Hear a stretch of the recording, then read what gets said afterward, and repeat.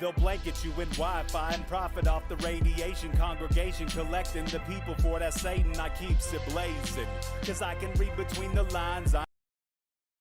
They're really saying genetically modify what you're tasting.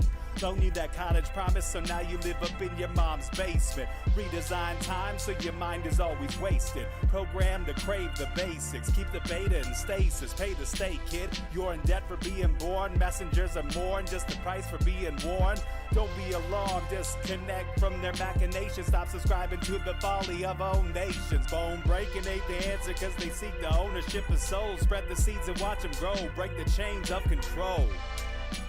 Break the chains of control. Sweet eternal balance of all that is good, true, and beautiful, friends. Welcome back to Rogue Ways. This is the last episode that I'm doing before I go on a little vacation. I am going to go see my family. It's my once a year time to go see them, spend some good quality time up in the Pacific Northwest. We are camping along the way in the van. Of course, you remember Rogue Ways road trips. You're probably very familiar with the van. It's a very sweet ride. I got this old 1998 Ford Econoline. I ripped everything out, gutted it. Steve Poikonen of Slow News Day and AM Wake Up Now and more that I can't even remember. He built the back out for me, put in some drawers and some things. I threw my queen-size mattress on top of that. And then I was off and I traveled the country. You can see all of those videos still. I made a playlist on YouTube, the Rogue Ways Road Trip playlist. And so you can go check them all out if you want. I went all over the U.S., Canada, and a bit of Alaska. Came back down, did another trip covering the south of this great nation. We did some little bit of sort of southeast, a little bit, not too much. And then this isn't really a Rogue Ways road trip, but we may throw together a little something just so you can see. It's always a beautiful trip. It's always fun just to be camping, be disconnected.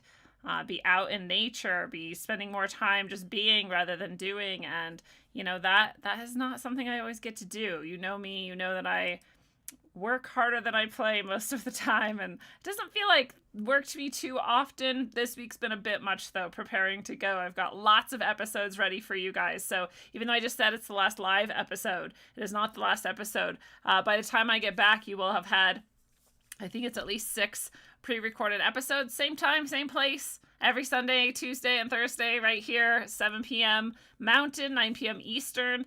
You will still be having fantastic episodes. I'm actually so excited for you and all the excess episodes that are coming out, having done them all already.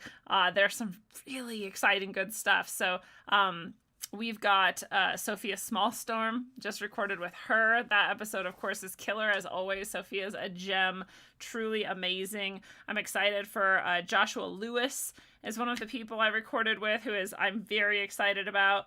I have the Theoba prophecies. I don't know if you guys are familiar with that, but I met Samuel Chong and he told us about those. I had never heard of it, so it was exciting for me to learn about it. Adam Gell is on. Michelle Carpenter is coming up. And Tylene, you've probably never met Tylene yet. Tylene has a interesting story of oppression and suppression and her struggle to get her research accepted by, you know, the mainstream that doesn't want to accept certain types of research. So Tylene will be here to talk to us about that. Lots of good stuff coming up. So I know it's fun to have live shows, but I know you'll tune in to see those pre-recorded episodes too. They're just as good.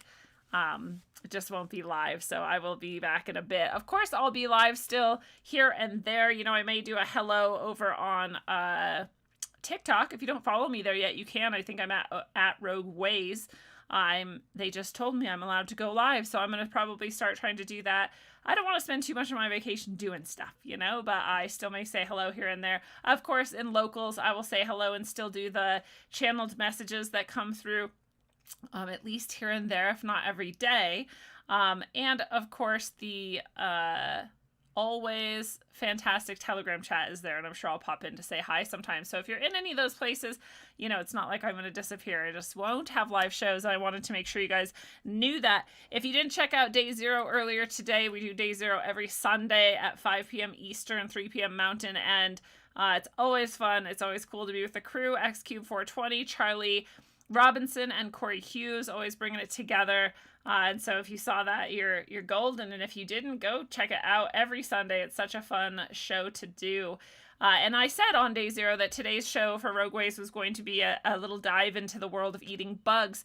This is not an exhaustive dive. I'm not covering really the agenda side of it. We've all seen, Nicole Kidman and who's the one who chopped her tits off? Angelina Jolie. Trying to act like eating bugs is like exciting and good and cool and all of this. And so we all know that's been the agenda. We've talked about it on the show sometimes. But what I really wanted to look into today was the health effects of eating these bugs. So that's what we're going to look at. We've got Philip in the YouTube chat. Core 4 is right. Alien over there in the chat. Love back to you. We've got Tea Leaves in the Rockfin chat. And Tea Leaf makes a really good point. The allowable amount of bugs that has always been in our processed food is a bit disgusting. In addition to other things about processing food, Tea Leaves points out these have compromised our health for a very long time. And that is true. This was something we were told when we were kids even. I was lucky, despite being ridiculously poor, we had, maybe because we were ridiculously poor, we had a garden plot. And, so we talked about and I saw the difference between food that was fresh and came right out of the garden and food that you got at the store, let alone food that was in cans and whatnot. And we, of course, were told the horrors. How much allowable rat are you allowed to have in any given canned object? It's an amount. It's determined, by the standards. You're allowed to have this much. Got to make way for the rats and the bugs in there too. And all this is why they have to pasteurize that kind of stuff. And, or allegedly. So it removes all of the health anyway, because you have to make sure that the toxins that fall in have been stripped of their toxicity to some degree, but still there, still harming you, of course. When you could just be getting like small, local, less processed or not processed foods and not have to worry about how much rat or bugs are in it. Imagine that. So really super lucky right now. The zucchini are just rolling in from the garden. I don't know how your guys' gardens are doing. My tomatoes have a little bit of issues, but they're still producing massive amounts of tomatoes. So that's very cool. We got a bunch of potatoes, big, bright, beautiful, galactic purple potatoes. I don't think that's their real name. That's just what I call them because when you rinse them, they're so shiny. They look like that oil slick sort of purple. Those are coming in. We've got a bunch more of those in our second harvest. But we literally, this about zucchini. We literally went to the garden yesterday. We picked 2 pretty decent sized zucchini, good, big zucchini. If you're going by a recipe and it said use a medium zucchini, these would be like twice that. Large, extra large. We brought them to our good friend, Kendra, if you're out there. Congratulations on your receipt of our zucchini, and I hope you're enjoying them. Gave her some eggs, too. And so, that was cool. We still had our own zucchini that we had saved just in case we need 2 more. By the end of that day, huge zucchini. And, they hide, I get it, but, I was still, I would have seen that big of zucchini when I was harvesting that morning, and so that's how it goes. Zucchini are coming in hot. We got some raspberries coming in. Our butternut are doing fantastic. Just high hopes that those are going to continue into full maturity. Got some more onions coming in. Still more onions coming in. Lots of stuff. So we don't have a huge garden, but we've got a lot of chard, a lot of kale, bush beans, and that stuff has all been coming in the whole time as well. So we get a good amount. And then I've also got some herbs and some other berries that haven't started producing yet. They should produce next year or the year after, if we are still here where we're at, our tiny house with our giant yard. So those are the things. That's the updates on this here. I went out this morning. I go out first thing. It's usually about 7 a.m. or so, and I let the chickens out and I water or I do whatever needs to be done in the garden and just have some outside time just right after waking up. And it's always really nice. I take my sandals off because it's summer. It's warm enough. I can just walk around barefoot. I get a good grounding in. But the sun caught my attention again this morning. And there's often just the way the sun rises, it shifts north and south on the horizon. And we have a few hills and we have some trees and stuff. So I don't always get to do any sun gazing. I don't always get to even really feel the sun. And then sometimes it's, especially in midsummer, it's so hot already, and the sun's already so high in the sky even by 7 that I don't even want to be in the sun. But it's already back down at the time where it's sort of not too high in the sky, and it's right between some trees, and I actually can get some good sunlight that is sun gazable.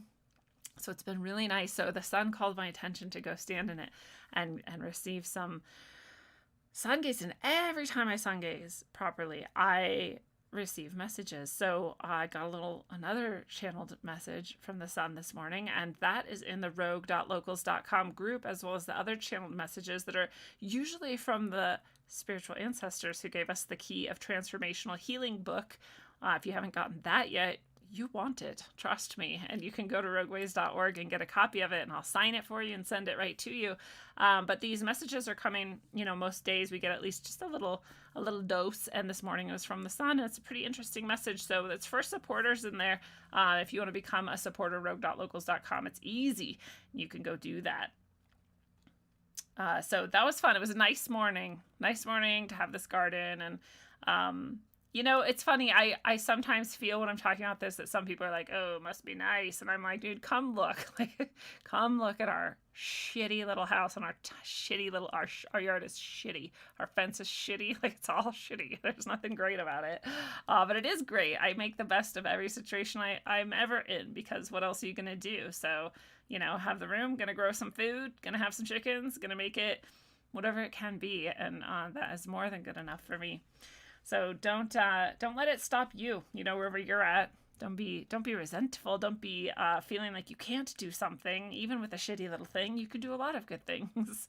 And I hope you feel that way too. What's up to Dakota in the Rockfin chat? Nice to see you tonight too.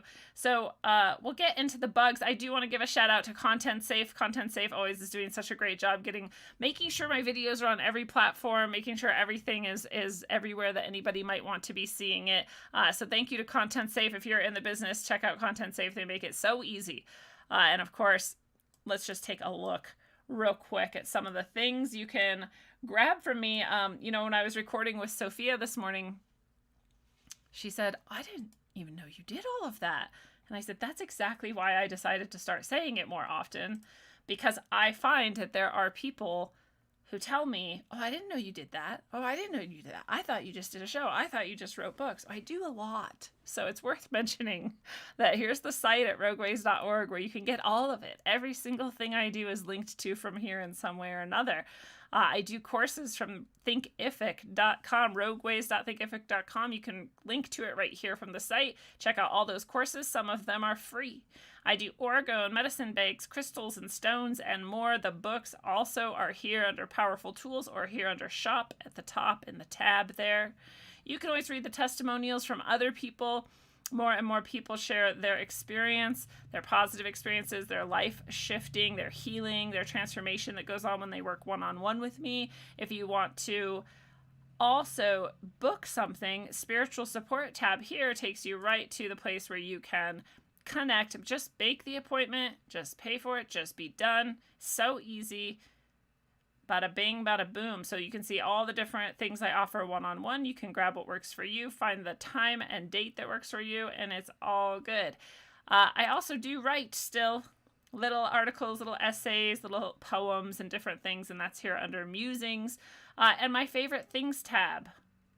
I love all of this stuff, truly and deeply. I believe in all of these things. These are things that I use, that I buy for myself, and that I enjoy. And the ones that can give me an affiliate link and support the show a little bit more, I keep here so that you can easily click through to their site from here and give me a little support if you are also going to support these things that I love and yourself, because all of these are also good for the world, good for you, good for everybody. This is Phoenix Aurelius's Lab Spagyrics and tinctures that are amazing, beyond description amazing. High level, deep knowledge, good energy. Super, super clean. We've got the Chi-O transmission jewelry, IDF transmission. That is the radionics or the intrinsic data field, programmed to keep your, you could call it your aura if you wanted. That's another word. That's another way of calling this field of information that is around you. It keeps it via this technology clear. I wear mine basically every day, or I keep it near me at least if it's not being worn directly by me, and I use it for all sorts of things. I have a link here so you can get your own and support the show if as you do. Honey Colony, I like to support. This is Miriam Hanain and her company and all her products. They are all amazing as well. She has just done so much research over her life, and this is her collection of things that she knows for sure help humans be well even in our toxic world. So I just have a few here that I like. I really like her CBD. I was going to go with this other CBD brand and brand it with Rogue Ways and sell it to you guys. You may remember that, but I decided I just do enough. I don't need to do that. So this is way easier because it's also a CBD that's even better than the one that I was going to go with. And of course, Miriam would choose the best CBD. So here it is. And it does support the show when you click through. So it's similar to what I was going to do, but even better. And more. So if you want to just click through their site from here, you can look at all their products and grab some. And Thrive, of course, always loving Thrive. If you love Foster Gamble, if you love his Freedom Portal, if you love all of that stuff, this is a link you can use if you're going to, subscribe to his work or join the Freedom Portal as a supporter. And this will also give me a little support at the show here if you do it through here. And this one doesn't give me an affiliate. I just love Emily. I love her products. She does amazing things. I truly, every single thing of hers I've ever used, I love so much. All of it goes so far. All of it's like 2, 3, maybe 5 ingredients. All of them are things you could literally eat safely. High quality, good stuff, holisticemily.com. So just wanted to shout out my favorite things before we jump in to the crickets and the bugs and the eating of the bugs and the things. So this is from Chicks on the Right. And I don't know who that is, but I saw this video floating around somewhere. Someone shared it on Facebook or Twitter or somewhere. And it just got me back into this, because I try to ignore it. How long now have we been told we're going to be eating bugs and we're going to enjoy it and all of this? And, like I said, we've talked about it before and it's disgusting. But this is worse. This is worse to me because I've been a teacher, as you know, and one of my main, I'd say, complaints of the system in general is that sometimes classrooms are used to market to a captive audience. And I think that's cruel, inhumane. I think it's immoral, unethical. There's a million reasons you should not be able to use classrooms as marketing pools. And it's already a brainwashing zone. It's already being used for indoctrination, but now it's being done by people who can make money off of the indoctrination. And maybe that's always been happening, to some degree or another. But this is just a gross example of it. So we're going to watch this real quick. And thank you, Anyword, for the tip, saying have a nice vacay. I will definitely do that. I appreciate that very much. So here's the video.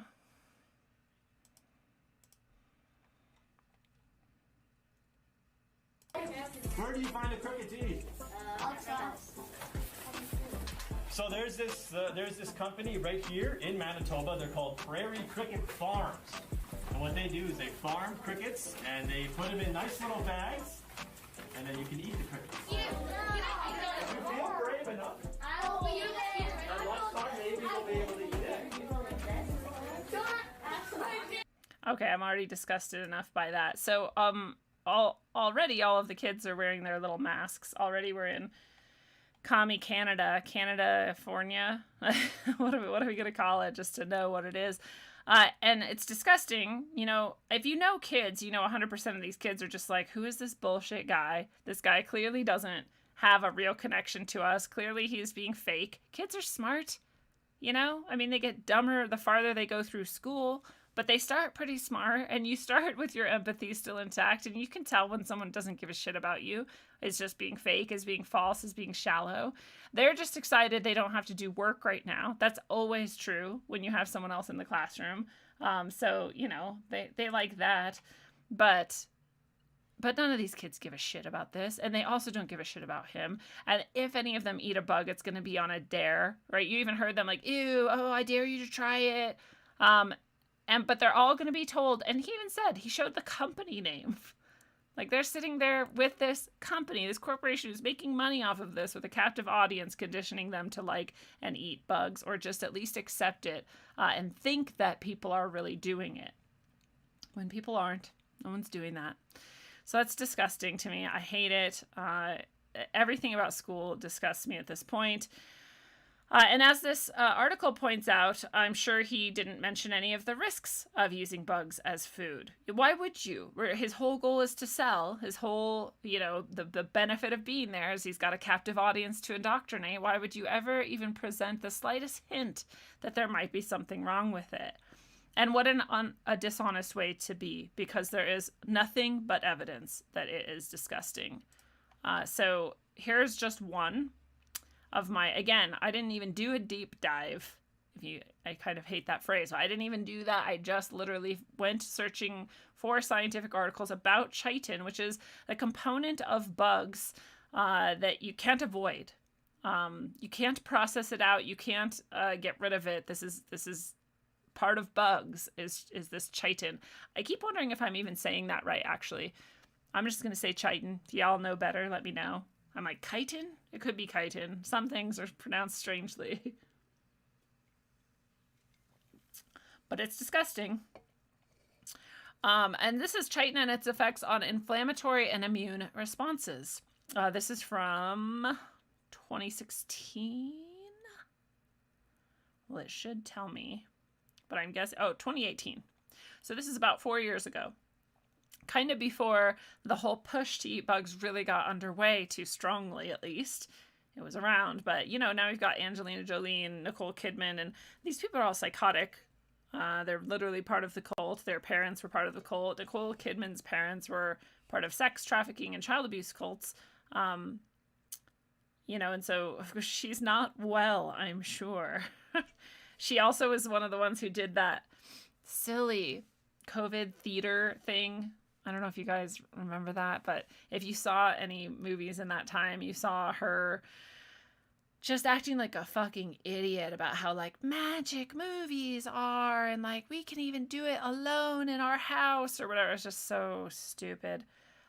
She's one of those. And Angelina Jolie, of course, one of the first people to just like literally cut her tits off in case someday she might have some sort of aberration or cancerous sorts of growths that might eventually become a problem. I mean, that's extreme. That is like a mental illness. That is some level of deep depravity that you look at your body and you go, you know what? Someday you might experience disease, so I'm just going to cut you off now. Don't need you.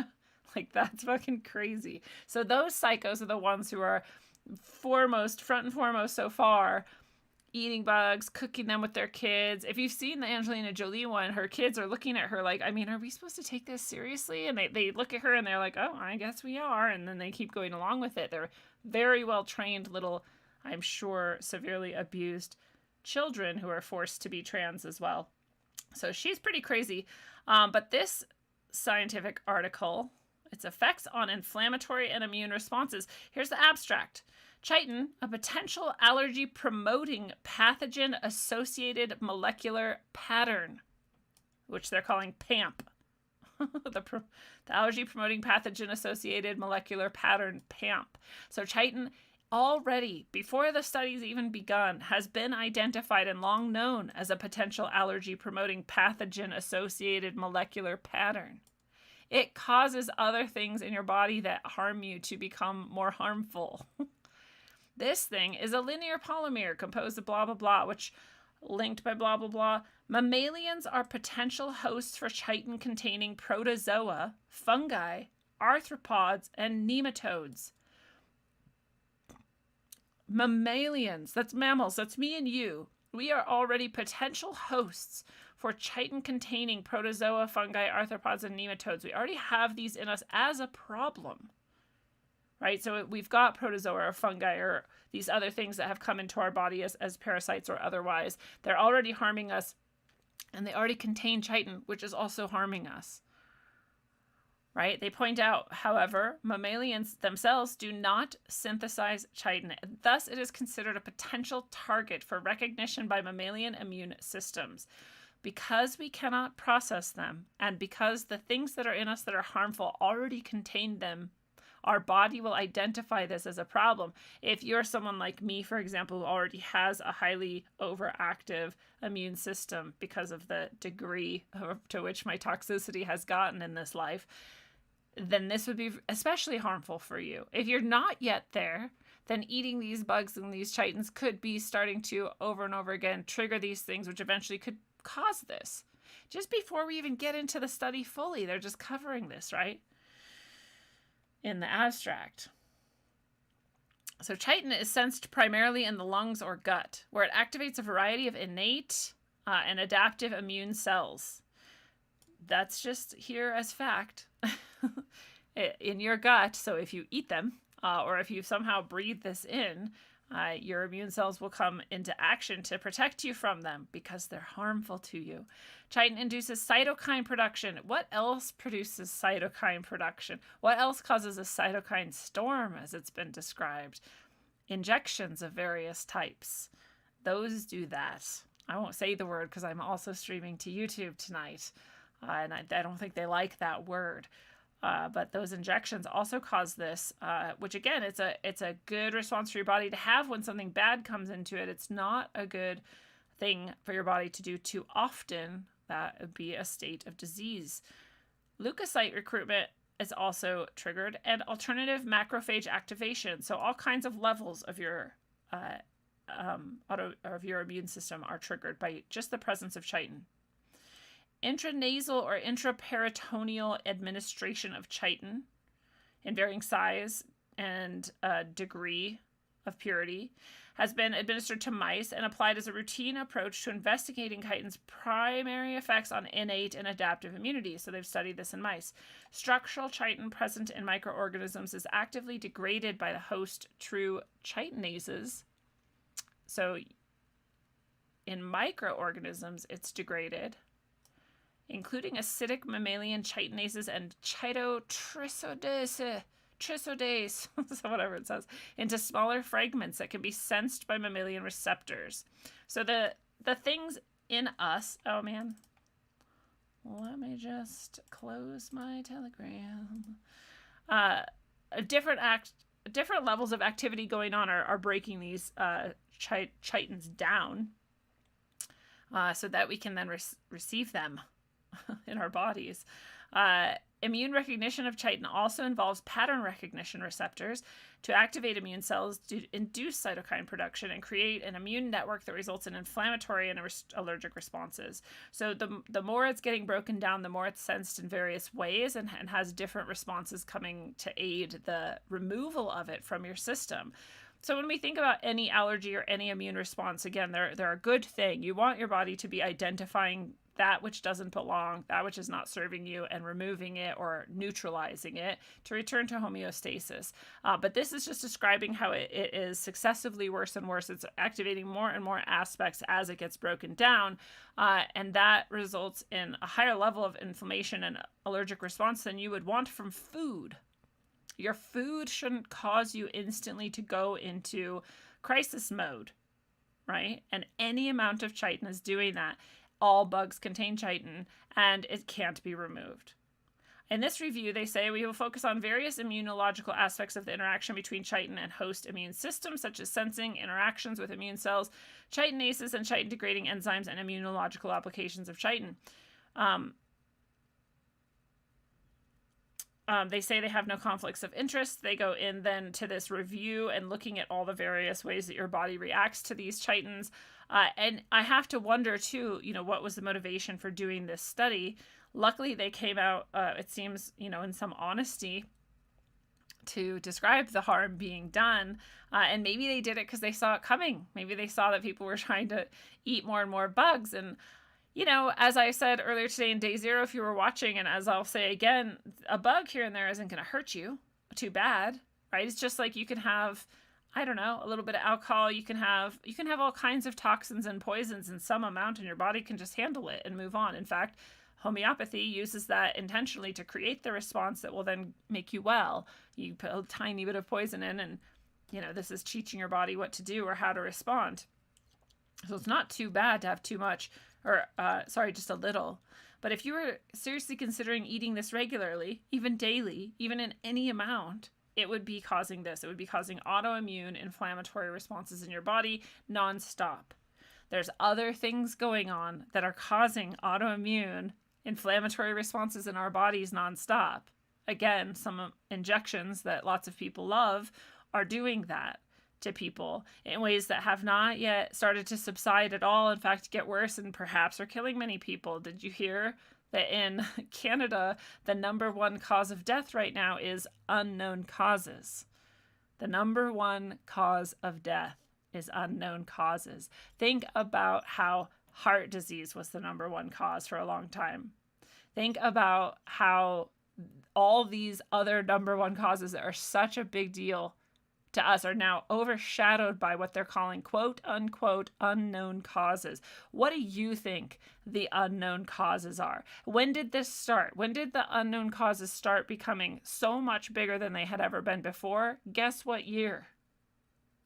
2020. Guess what year it got even worse than that by a factor of hundreds of percent? 2021. Guess what year it's probably going to be even more? 2022.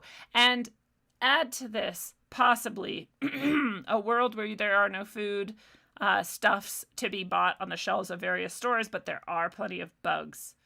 And people are starving and they're hungry and they're going to eat these bugs. And they do have some nutrition. You know, they've got some zinc and they've got some this and they've got some that stuff that you're like, oh, trace elements, cool. But they also have chitin.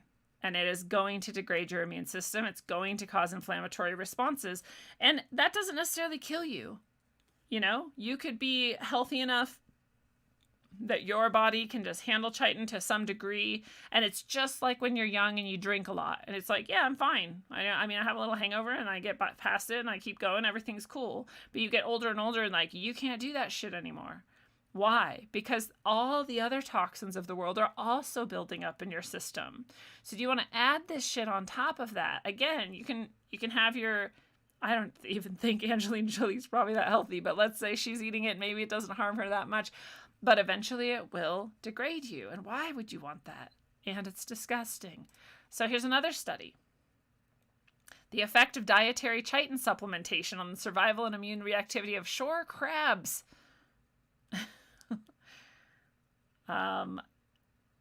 And so the crabs fed 5 or 10% chitin had lower numbers of cultivatable bacteria in the hepatopancreas than those on the basal diet alone. So their gut biome was dying. The chitin wasn't good for them either.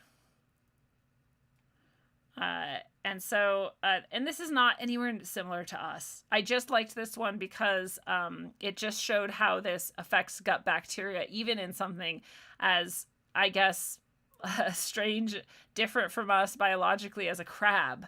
And you would think, you know, well, I mean, probably other animals can eat this. Well, not mammals, and apparently not crabs even. They purge bacteria from the gut. They do say, okay, this could be a good use as an antibiotic, I guess. But that especially then makes it so you'd wonder, do I want that? Do I want even more antibiotics in my gut? Do I want my gut bacteria, not my butt bacteria, my gut bacteria to be even worse, even more? Though this modern diet already ravages our gut bacteria so severely. You know, we have to work really hard to bring it back into health, and we have to have probiotics, and we have to eat fermented things, and all of this and stop poisoning ourselves in hopes that we can get our gut bacteria working again in some sort of balance again. And then we're going to throw this chitin in. It's going to purge a bunch of our good bacteria from our gut and cause this huge allergic reaction, this inflammation. Disgusting. Philip is absolutely right in the chat when he's saying sudden adult death syndrome. And, you know, they're not even calling that. They're just saying cause unknown. Well, you know, there's a cause. How do you not know it this many times just in the past few years? But sudden adult death syndrome, I'm sure, is what they're going to start calling it. So it's harder to see the numbers, you know, and maybe that's exactly why in 2022 they brought that up. So we'll see less and less. We can't compare sudden adult death syndrome.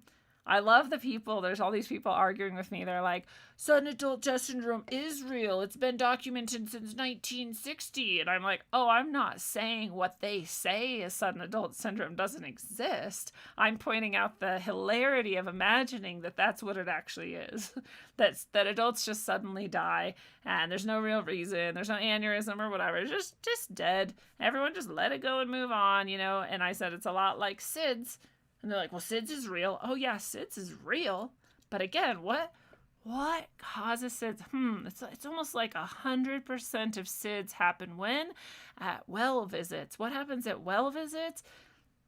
Lots of different injections, I think. It's almost like we could make a really strong, sound, logical argument that some injections may cause things like SIDS and SADS as well. But unknown cause, SADS, you know, just die already. Just get out of the picture. Eat some bugs and shut up and die slowly and painfully if possible. Apparently that's even better.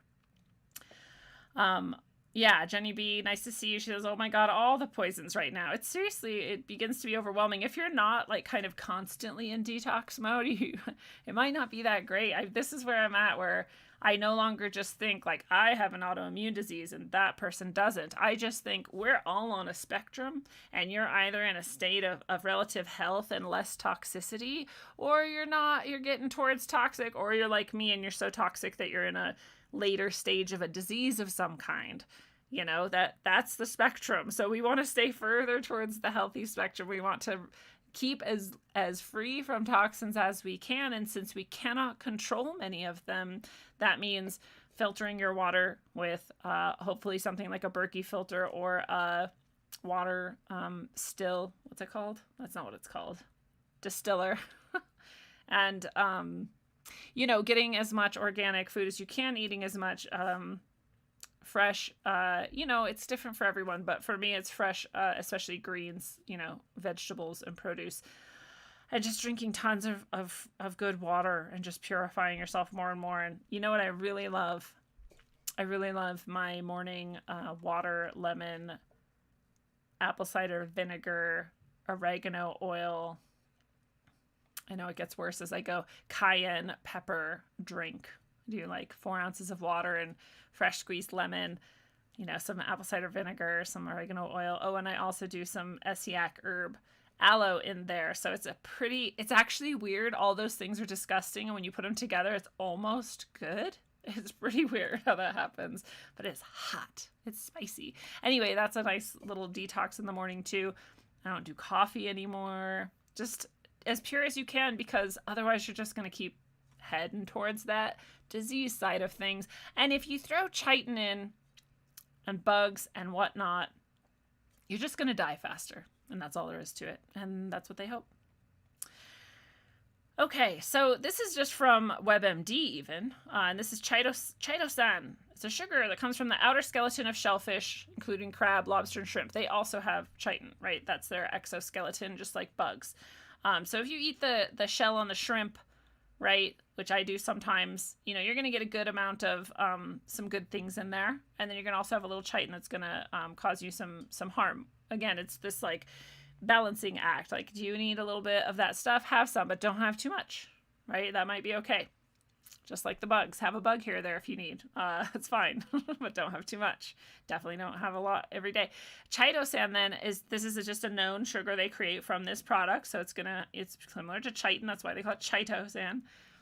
It's a fibrous substance and it reduces how much fat and cholesterol the body absorbs.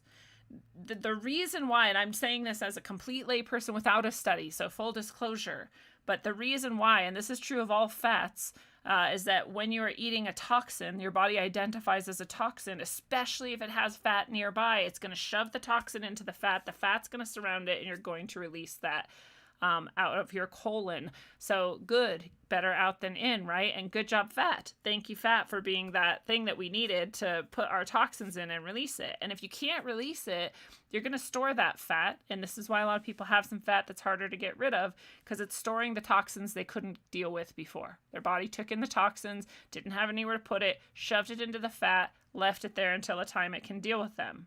So people say, oh, I have this fat, I can't lose it. that's probably why, right? So you want to, again, detox constantly and stop putting more toxins in.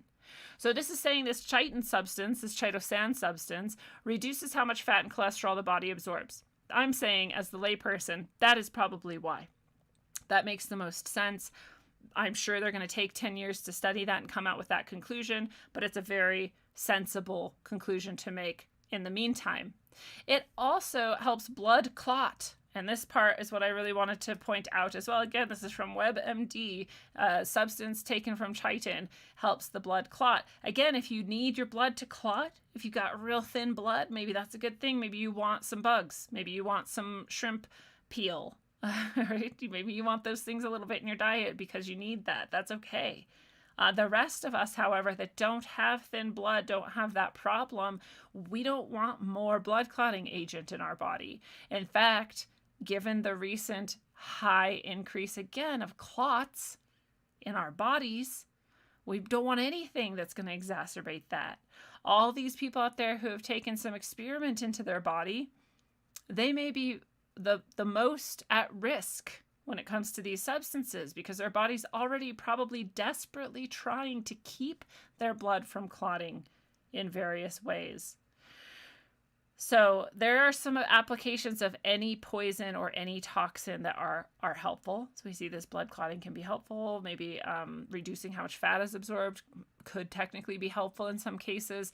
But we also see these possible dangers, and we look at how they're adding together and magnifying with each of the other toxins that's been introduced more and more to us as a population. And again, you can't imagine this is an accident. It's not like these people at the top of the pyramid are pushing chitin and on you because they think that it will make your life much better. They don't act like that. If they wanted our lives to be better, it'd be super easy for them to just let us be free. Let us have actual free markets. Let us actually have fair elections and other things we could go on forever about. So it's not that. It's not that. So what is it? Well, it becomes difficult eventually. If bugs become part of our regular diet, just like seed oils did at some point, and no one really knows. They're like, look, someone's eating it there, someone's eating it there. It seems fine, nothing too bad about it, and they don't understand the cumulative effects or the long-term effects. It's exactly what happened with seed oils, and now we know it's disastrous. We have all these seed oils in like everything we eat, and it's horrifying for our bodies, horrifying for our mitochondria. It's disgusting. And chitin would be one more of those things that could slip in under the radar, seem okay, and then cause horrors later. So this article wants to find better conclusions. This is also from 2018. So again, this might be why they either saw it coming and knew they should look into it just to be ethical, or they may have saw the bug eating trend coming more and more in the world and looked into it to try to make it okay. Try to say, yeah, look, see, it's great for us. But luckily, these people were still honest back then in 2018. And this is entomophagy and allergies, a study of the prevalence of entomophagy and related allergies in a population living in northeastern Thailand. So we do see in some of the Asian countries and other places in the world that bugs are slightly more prevalent in the diet. But let's just be clear. Even then, it's not like this is your daily go-to of the desirable foods in your diet. Not in any way. Just because it might happen sometimes, or you can see videos of people eating a tarantula, does not mean that every day, all day, you just wake up and have your breakfast tarantula. That's not how that goes. It's just like a lot of things, they're kind of either an oddity or like a thing that you just kind of have for fun here and there, or a tradition in some way. And, or again, the irregular snack. It's a bit different from trying to force bugs down people's throats regularly. I see the Peaceful Penguin over in the YouTube chat. Nice to see you. Peace and love to you as well. And Jenny B points out, eat high energy foods. That's right. That's right. And sometimes, there's so many food belief systems, but I do think some raw foods are good. Some salads and those types of things are directly just all the life source is still in them. I know there's a lot of people who think that's horrifying, including Patrick Jordan, but I still do it anyway. But so this abstract goes, as the population of the world grows, so does the need for sustainable food. Insect farming and consumption can help ease the burden of supply from other more conventional food sources. I just want to pause. That's a very unproven statement that a lot of people are making, that this will ease the burden, or that it's more sustainable to provide insects than it is to provide other types of food. Let's just be clear. If there are insects being produced for a food, it is just as easy to feed them to chickens that require almost no other care at all, and then eat the chicken. They grow fast, they fatten up easy, they're delicious. You can just leave them. You could even raise them horrifyingly. My chickens are princesses and they are pampered and it's ridiculous. But you could raise them just in a tiny little 4 square foot box that they never leave. And you could still eat that chicken someday. And you could just throw the bugs at them daily with some water. You could let them live in their own shit. You know, you don't have to put resources into this. The big factory farms, sure, maybe those are unsustainable, but just enough chickens to survive on is not unsustainable for most places in the world. It's pretty fucking easy. So again, if you're given bugs as a ration someday, I hope you have some birds ready to eat them, because you can eat the birds way better than you can eat the chickens. But again, this lie that this is somehow more sustainable, we have no evidence for that. Whatever sustainable even is to these people anymore, we have no evidence that bugs are more sustainable than the things that eat the bugs. Period. So this article investigates the prevalence of allergic reactions caused by consuming edible insects. And it's this area where eating bugs is a bit more common. So they talk about the areas that they went into in Eastern Asia. It included questions from people about eating these bugs.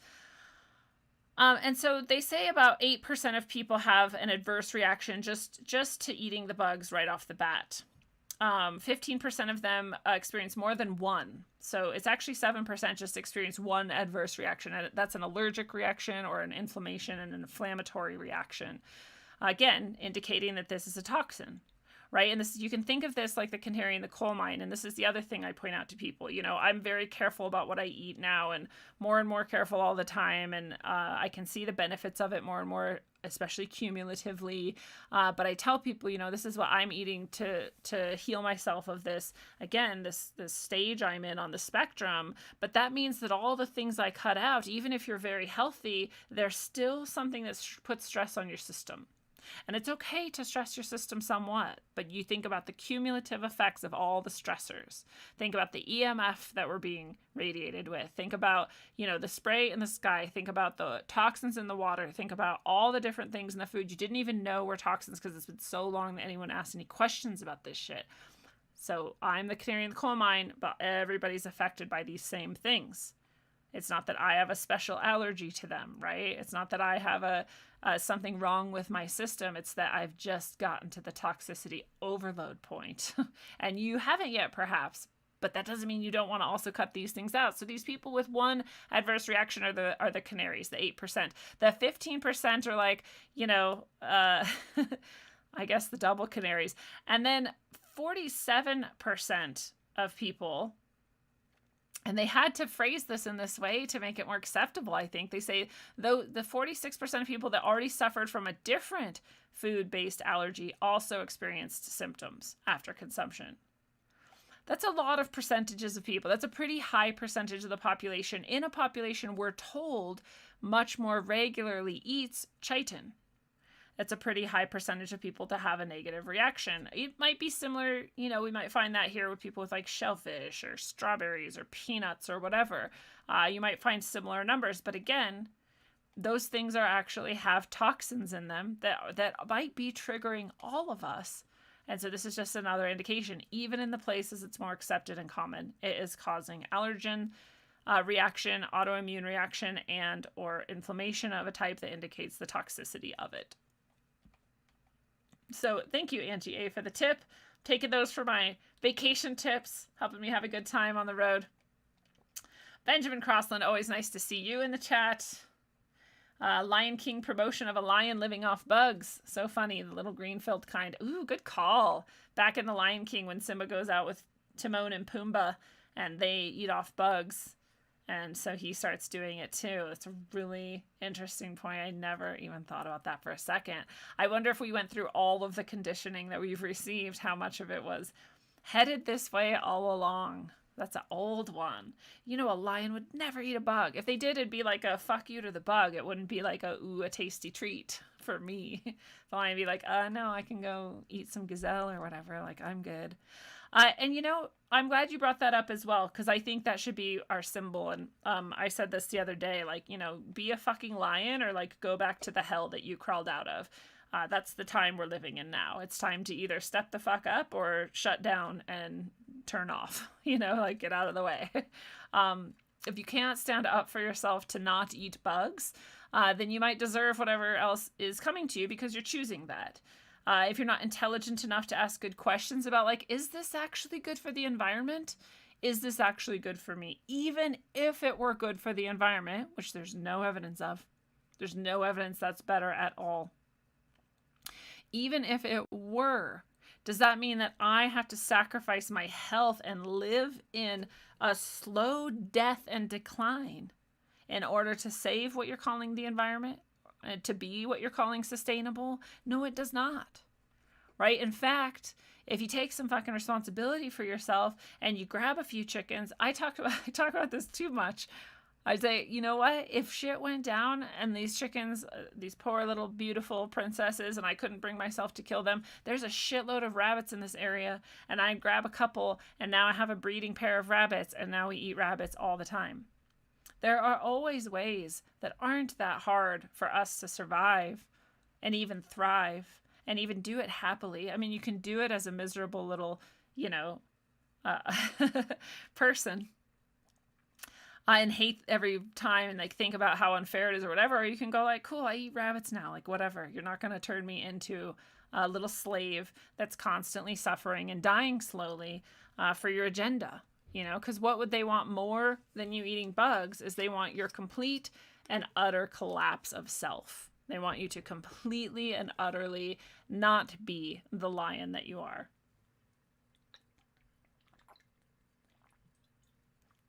Get heated, need some water.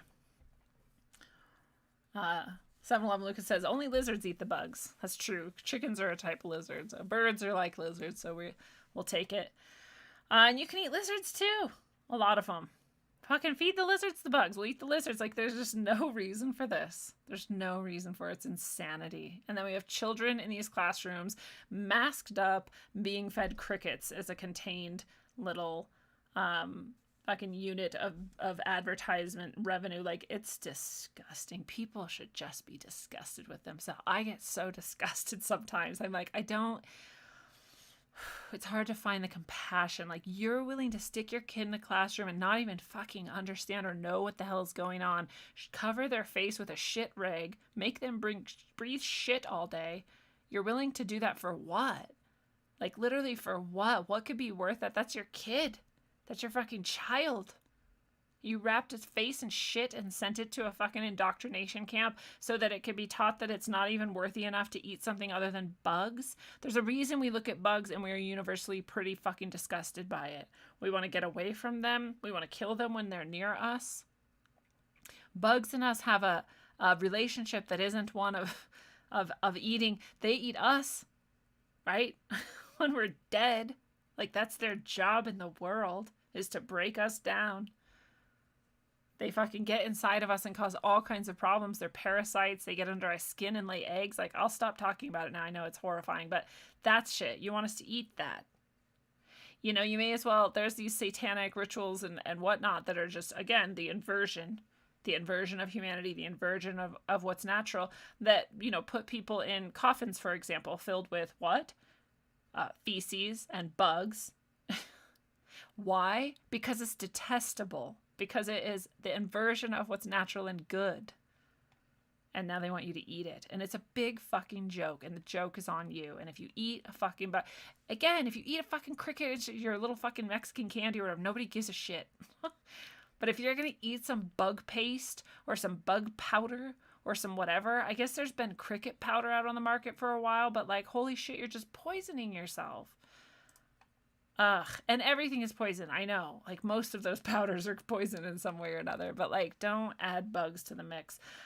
We've got some other stuff I wanted to talk about besides just bugs, but I hope the point has been made clear that even the scientific literature proves that these are bad for you, that they are toxic, that they're going to bring you closer to death, that they're going to degrade your system, and that you don't want to do them. Don't do bugs, just do drugs. It's way better.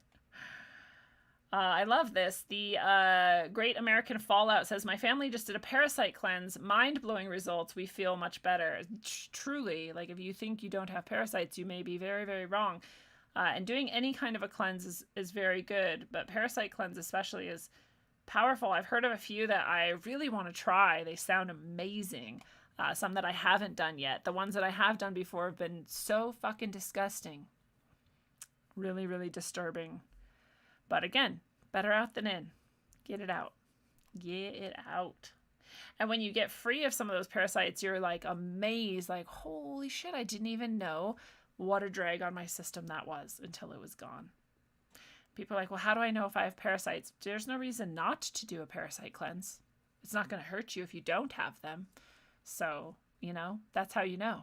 do the cleanse, do it right, and see what happens. I love it.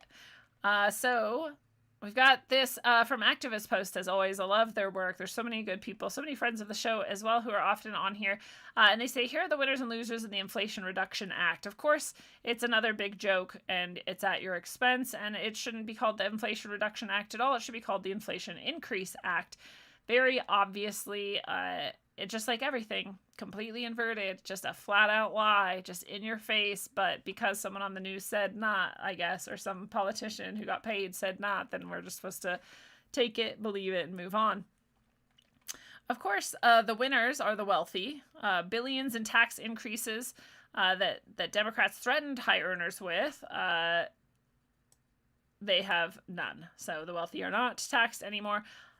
Whether you like that or not, that's just true. They came out fine. Private equity fund managers, and it allowed managers like her former bosses to shield the majority of their income from higher taxes. So the equity fund managers also shielded, didn't have to do anything.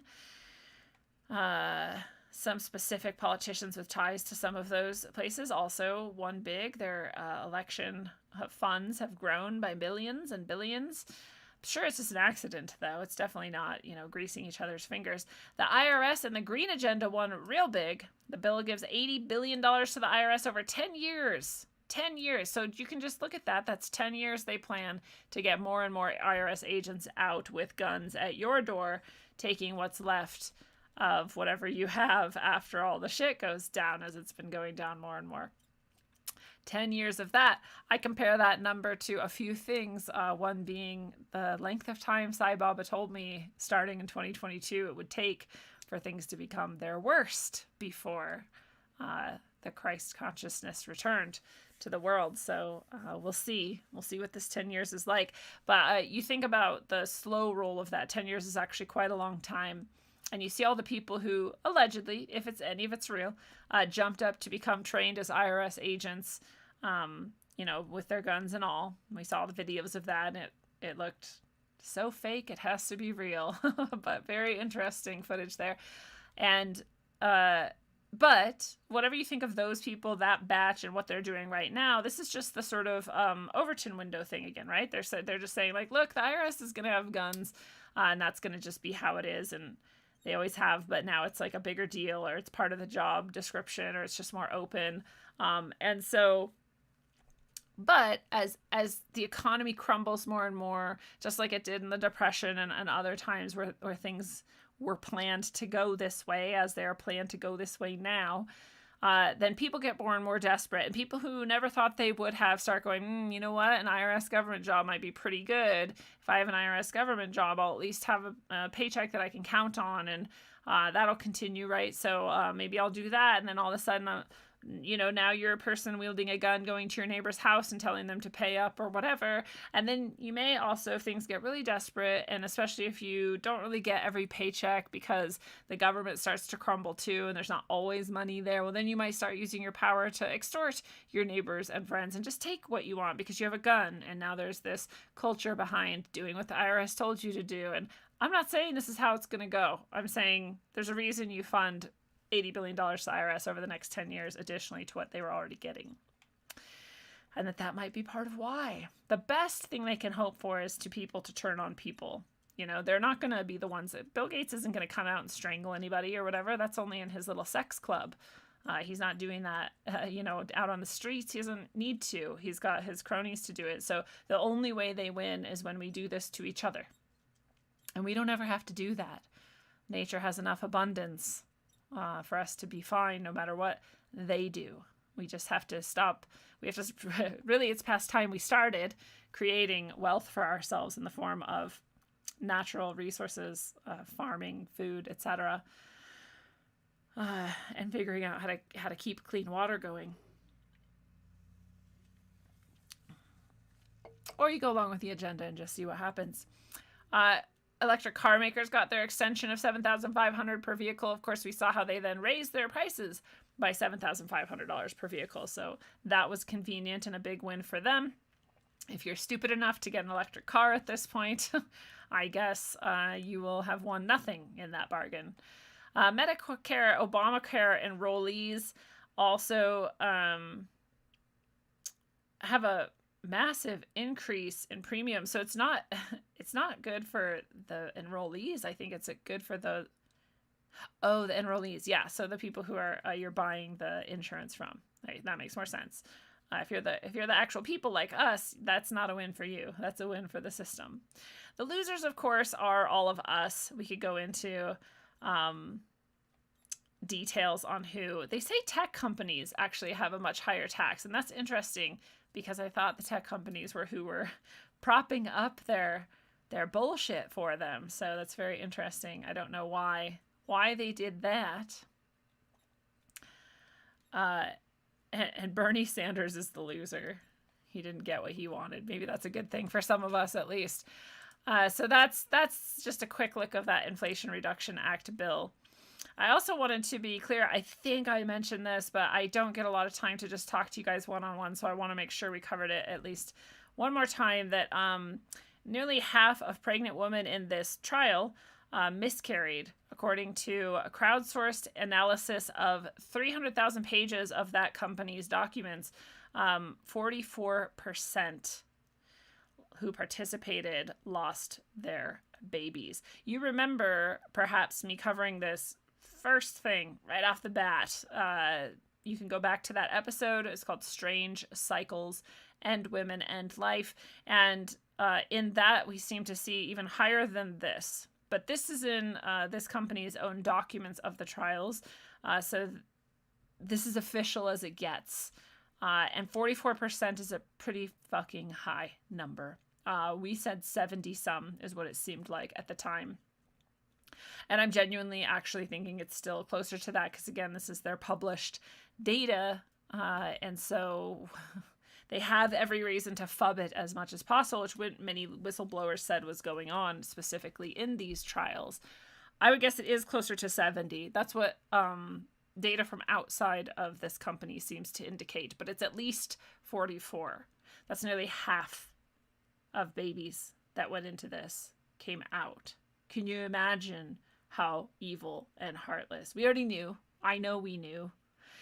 Just to be confronted with it again and know that you're not just seeing something that you hope isn't true. I mean, we can still hope. There's some part of me that's like, I don't know, maybe all that's a lie too. I don't know. But I do know a lot of women who experience this. I know women who even lost their children after receiving these experiments, which is incredibly sad. And I know even more women who have very strange reproductive system issues, which we covered in detail in that episode and others after. So here it is out. And why isn't everybody talking about this. Why isn't this huge news? Obviously, because the news isn't there to help us. It's there to cover up and to keep the agenda rolling. But everyone should know about this, and everyone should be talking about this. And this is yet another thing you can't actually deny anymore unless you are just willfully, ridiculously ignorant and immature and broken, honestly, as a human. You just can't think anymore, and that's it. You're done. So this is really, really sad. The depopulation is confirmed. Also, we have this insurance CEO, yet another one, saying that the real pandemic starts now. As a large insurance group, they're underwriting morbidity risk based on what they're seeing the rates right now. Excess mortality is at 84%. Remember, it was at 40. It's at 84 now. And excess in every kind of disease is 1,100%. I've never even seen that number used in an increase. I'm not exaggerating. Never in economics and health and like any scientific studies I've ever looked at for any region of anything, any type of thinking. That is a ridiculous number. In 2022, he says we're expecting upwards of 5,000%. This is an insurance CEO. What's his stake in the game? Nothing. He's just talking about the data they're seeing, and they live off data. That's their business. It's disgusting. This is worse than we thought. It's higher than we thought. I still have to say, I don't know anybody who has had a severe reaction or died or had a disease that they will tell me about, because I think I've gone past the safe zone for those types of people. They feel like I probably have judged them enough that I understand not telling me, is my point, if they do. But you'd think you'd notice if you know them well enough, and I haven't. So I keep saying it's possible this also is part of some sort of an illusion, that it's not happening that way, and that'd be great. And I don't know, but these numbers are crazy. They're crazy. It's beyond genocide.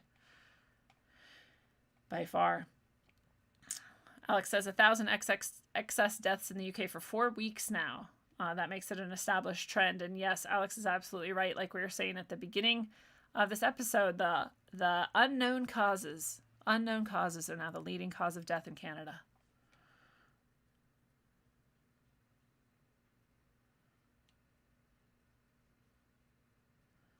So I was just checking out the chat. Lindsay's morning tea recipe, Jenny B says. It is a great start, and man, it'll wake you up too. You don't need coffee ever again.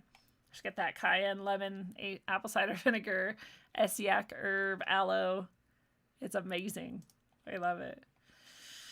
So this too, again, I don't know what I for sure went into in any given detail on the show, because it has been a while since we've spoken one-on-one. So, and at the very least, it's worth knowing again. And I especially liked the description from this article about what this stuff is that they're pulling out of people's arteries and veins and hearts during autopsies. Again, this could be fake as shit. There could just be tons of people in on it, and all these people are suppressed at the same time. Or we could have this horrendous problem on our hands, which seems more likely to me. This stuff they're pulling from people seems to be being confirmed to be fibrin.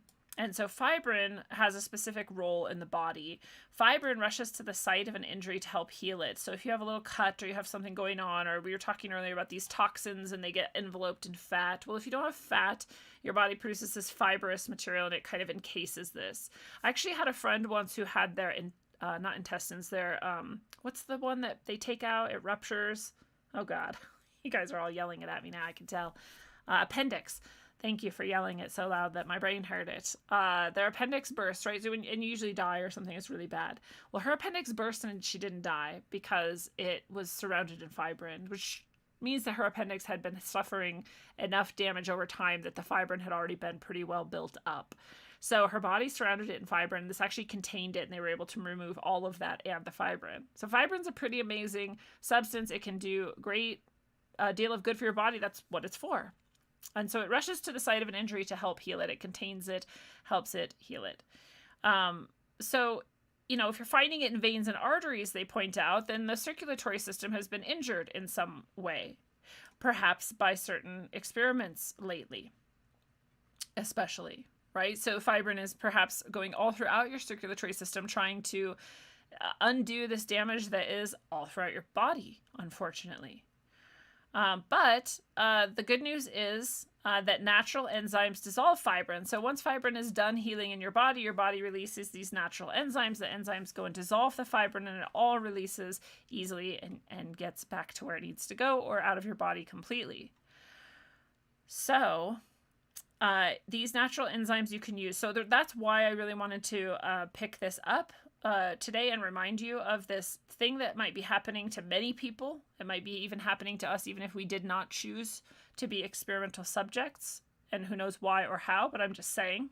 I'm not trying to scare anyone. I just know a lot of us have wondered. Like, it seems like every time around people who have done that, I have reactions, and lots of us have experienced that for over, a year and a half now or more. And so just saying, whatever that is, whatever that reaction is, or however else that may have been coming in, who knows? I don't consent to it. You don't either. But if something like that is going on inside our body, we can help our body. Or if you did take this for some reason, then you can perhaps look into these proteolytic enzymes to help you break that down. All right. And you wouldn't, I'm not a doctor, and I have to tell you to only do things doctors say, even though they kill more people than any other profession. So do that, I'm supposed to say, and so I'm saying it, and you can understand what I really would like. And I really would like people to take proteolytic enzymes if it's right for them. So you can find these in foods. There's little videos. You can look that up. You can come to this site. This is, actually, I won't say that out loud because that'll also get me banned. There is no pandemic.net. I don't know, dude. I don't know if I'm going to get banned or not. Like, we'll just find out, I guess. So you can go there, or you can look up proteolytic enzymes. You can find pills that are proteolytic enzymes. You can, again, eat these foods that have proteolytic enzymes in them. And so check that out. Serrapeptase is one that is really good. We've, Johnny is a practical herbalist and nutritionist, and he's been interested in serrapeptase for a long time for its ability to break down scar tissue, and scar tissue is another type of fibrin. And also nattokinase, they're saying, and nepronol, which I don't know anything about those. But I know that I got some of these enzymes. I had man, I'm so sorry, I'm forgetting this. He was on the show, and he has a site, and I can't remember his company either. But anyways, I had some enzymes from him. They're very high quality enzymes, and all of these were in one pill plus a few more enzymes. And I started taking it when I read this article just in case, and I felt a lot better after I was taking it. So I don't know, maybe that's other scar tissue somewhere in my body. Who fucking knows? But it didn't hurt me, that's for sure. And it could do a lot of good if you do have old scar tissue and stuff. They actually recommend it a lot, I think, for heart attack patients, because your heart has some scar tissue on it, and it can help you dissolve that. So it's not a bad thing to just take anyway, is part of my point. They also list some foods here that do well at breaking down fibrin: kiwi, ginger, asparagus, yogurt, fermented foods. So those are, foods are always the easiest medicine. You can't worry about it harming you because it's just food that's already good for you, and it also may help in some of these things. So some of this stuff they're pulling out is just so disturbing. I hate looking at it. And they're also talking about if there is graphene oxide in your system, which is another issue with these things, that's increasing your radiation poisoning because it is, magnifying it, just like a metal would be heated more easily. It's conductive. These things are maybe receiving all of this EMF soup we live in and magnifying it is what I'm trying to say. And so that might be another thing going on. There's all kinds of detoxes that people have been talking about for that. Pine tea is one of them, but linden tea is apparently another one. So I wanted to mention that in case that's helpful for anyone. I know the linden trees just got done with their whole cycle, so I don't know how easy it would be to get some now, but maybe. And of course you can always buy some somewhere, but the harvesting time might be done. I'm not sure about that. So that's the update on the madness unleashed on the world by the eugenicists, 3 of which you see pictured here. Man, I have 3 different beverages like usual, but they're so random and different from each other, and their flavors are so don't go together at all. That I'm not sure exactly how this happened, but this is where I'm at in the world. Is linden also known as basswood? I don't know. I've only ever heard it as linden. And it's actually my namesake, Lindsay. Linden. Travis says, just wait until the kids start getting these experiments. These numbers are just the beginning. Yeah, I have had much hope instilled in me, however, at the very low amount of people choosing to subject their children to this. It has really restored a lot of my faith, honestly. That like people were like, well, I'm old, I'm gonna die someday, just inject this shit and see what happens, I guess, but not my fucking kids. And that makes me real happy. It's still really low, even in the places where people were insane. The bluest of the blue, the citiest of the city, it was like 7%. It was like 7%. And most other places it was 0 or under 1%. So that is a fucking win. Good job, world. Honestly, everything we've talked about tonight is a win. We've got scientific evidence that chitin is bad for you, that bugs are bad for you. We've got, well, I guess the miscarriages aren't a win.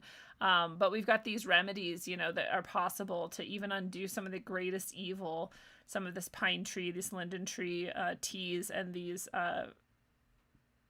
proteoenzymes to break down those fibrins. There's always something. Nature's always got us. And we've always got nature. So to the technocrats, the globalists, Kevin Kline here. Kevin Kline playing Mrs. Gates in the role of a lifetime. The UN's digital world brain seeks to track everything and everyone. I don't know why the UN now has this. We've actually had this. Freeman Fly taught me about this over a decade ago. That Stanford has this... you know, digital world brain that supposedly tracks everyone and everything. So I guess they're just coming out more openly that they do this, that they want to track everything, that they have to control everything, and that it's for your benefit, and just, you know, give them the reins and they'll take care of it all. I don't know, but they've got this codes, action plan for a sustainable planet in the digital age. Look at this leaf as a circuit. I mean, they're just psychopaths. They're like, look, well, these are all the things we'll control. It's just everything, literally everything. And we have all of these victim statuses that we can use to do it to. So if you don't like this and you try to cry foul at us, we'll just call digital divide. You're trying to keep the digital divide going. You're trying to get misinformation going so that stupid people don't know things. Like, dude, if people are stupid enough to believe a lie, then let them. It's none of my business. Oh, you have rights violations. You're not for justice. All this shit is just designed by psychopaths. It's a narcissistic little trap. You have to be codependent to agree with it. And if you're a lion and you're not fucking codependent, then you're their target. So that's the digital sustainability UN happy Kevin Kline time hour with these freaks. And they're bringing it further and further to us in this, you know, these trust scores, these social credit scores. You're tracked everywhere. That's their whole point, so they can then score you, just like your credit scores. But they're pushing this trust idea. This is part of their marketing now, is trust. At the heart of all digital identity is trust. And they're really pushing that with our online things. You know, well, if you're going to be on Twitter, we need to trust that you're a human. And so you need to prove who you are and have it tied to your identity, right? We need to trust you and you need to trust us. We're all trusting now. Trusted digital identity. So just everyone just right now reprogram your brain to hear trust as trap. We're going to trap you. We're going to call it trust, but what it actually is digital chains. And it sucks because trust is actually a beautiful thing, and you should have trust. You should have trust in yourself. You should have trust in nature. You should have trust in the eternal source of things. But you definitely should not have trust in these fucking psychopaths. And all they want you to register for everything. They want it to be tied to your digital identity. The digital identity can't be faked and it can't be changed. And so you get a score there, and all of this for everything from Twitter to your car to your job to what you buy, all that stuff we've been learning about. But I just wanted to highlight the word trust. Trust in 2030, from institutions to individuals. The World Economic Forum is actually calling it a life score, because it's your whole life you're going to have these scores and they're going to follow you from the cradle to the grave. It's a life score. They don't hide what they're doing.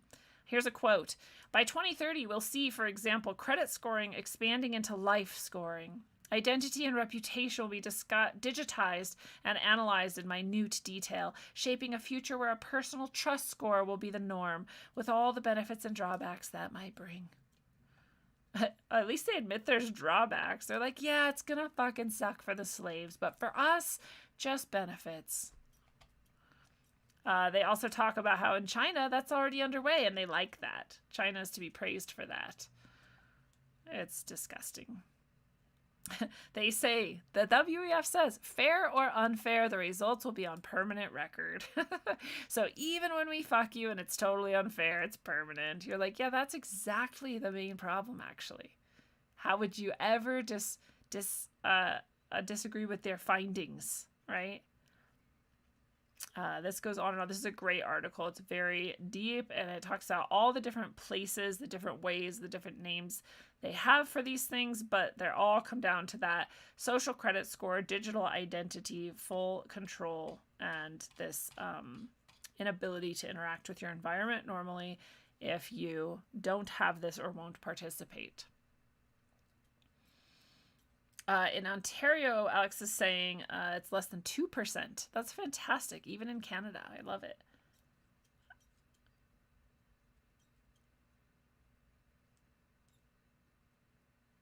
Interesting. It's absolutely right. 33, the branch is talking about peer pressure changing people's behavior, even if they know it's wrong. And yeah, I don't remember if it's the Milgram experiment. There's so many that I start to forget which one is which. But yeah, they've shown that people will just lie to themselves. They'll be like, oh, everyone else is saying that red circle is a blue square. Like, I'm just going to say it's a blue square then, and just so I can, like, get out of here. And here's their talking points. This is literally called energytalkingpoints.com/ESG-movement. And it's the ESG talking points. So you can see exactly what they want people to say about it. That's what a talking point is. They're not saying these are the truth. They're not saying this is the right thing. They're just saying, here's what you're going to say. These people are actually uncovering that. They're saying it's supposedly financially savvy and moral, but it's actually immoral and financially ruinous, and it's destroying the free world. And so they just outline this environmental social governance is what it's called. And this is closely tied to this whole program we just talked about of the UN, the depopulation program, and Agenda 2030, and this digital identity and complete digital dominance of the whole world. So environmental social governance specifically seeks to change policy, change the way people act, change behavior, and change social norms based on these environmental factors. So we all know this. We just, are looking at their terminology for it. But this is the green movement. This is the climate scam. Again, if you were watching Day Zero earlier, I did talk about this document where 1,100 or more Nobel laureate, professorial, top level scientists from around the world signed their name. You can see the name of every single one of them. And they all said climate change is a hoax. All of it. It's a lie. It is not true. That's not what's happening. And they're coming out openly and saying it. We've had this before.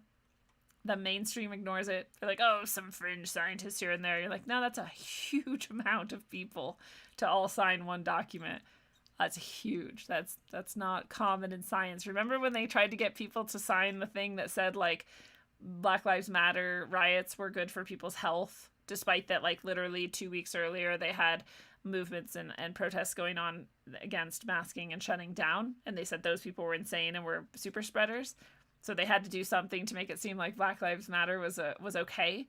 And they tried to get as many doctors as they could. And even then they only had what was it? It was 100 and 80 of them weren't even doctors or something So to get 1,100 scientists to do that. So anyways, these are environmental social governance rules based on basically the sustainability lie, the global climate change lie.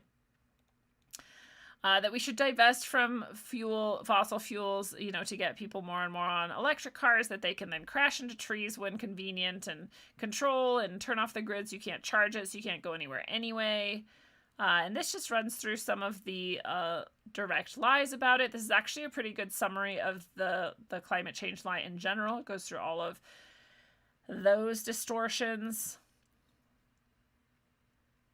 And mostly this ESG, environmental social governance, is again those credit scores tied to the way they want you to behave, that are all undergirded by this supposedly biggest crisis we face, which is the climate crisis, which is all bullshit. So it's a pretty good page, actually, energytalkingpoints.com, if you want to see that and just have some good stuff to throw at people if they're still thinking or listening. I don't know how many of them are out there.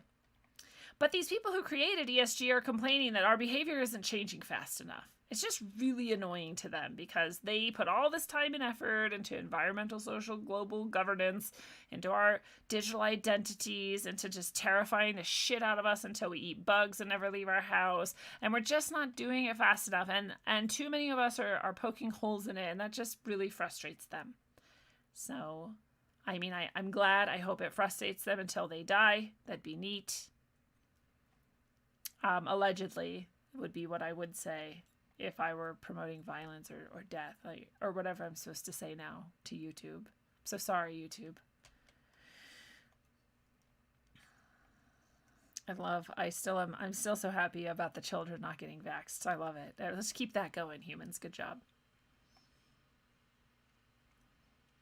So it's funny. The goal of ESG investing was, quote, to try and create a positive virus that we could plant in mainstream finance and investment to start a different conversation that these issues are real, that they're material, and that their effect are long-term investments. And when they say that they wanted to create this positive virus, I'm like, well, I mean, I think that's the only virus that exists are these mind viruses. Whether they think they're positive or not, they're clearly negative for us. And these mind viruses definitely are meant to change our behaviors and control our little brains.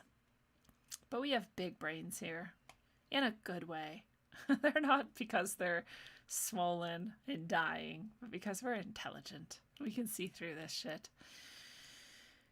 So anyway, they're mad. They're mad that we're not doing it fast enough.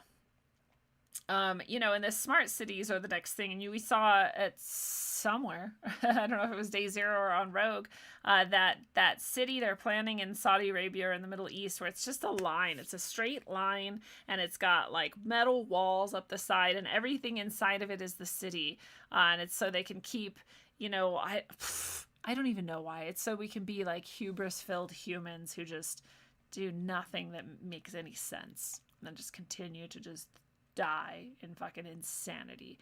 But that's a smart city too. Smart. Just like all the other smart stuff. It's polluting, it's disgusting, it causes EMF radiation, which is harm to all biological creatures, and it is absolutely a prison. You will not have any escape if you are in one of these smart cities. You won't have any choice if you're in one of these smart cities. Every single object and item you have is going to be radiating the shit out of your brain while you eat bugs and slowly die.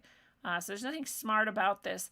They say that Istanbul, so sad. Istanbul's such a beautiful city. I got to live there for one glorious year, and it's an amazing place. But apparently Istanbul plans to destroy all of that and become a quote-unquote smart city. Kampala, Milan, Newcastle, they're all sponsoring the Dig Once initiative, which is that any new construction projects will be required to include all the infrastructure for these smart cities, so that, again, you don't have to redo it later when it becomes the law.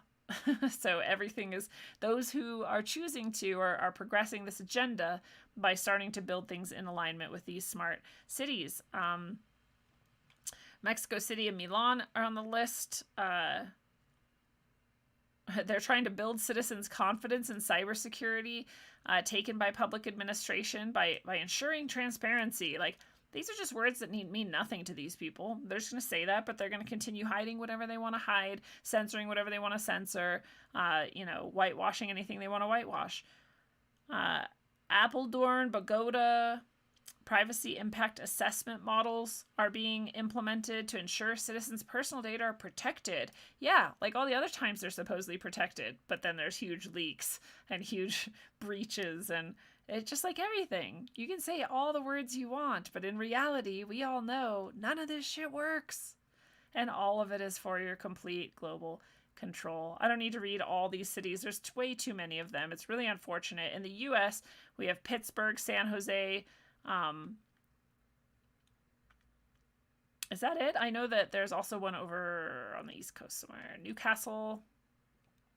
So there's a couple places in the US that are pioneering this too that we definitely want to stay away from. But you can also just assume most cities will, and maybe just stay away from cities if possible.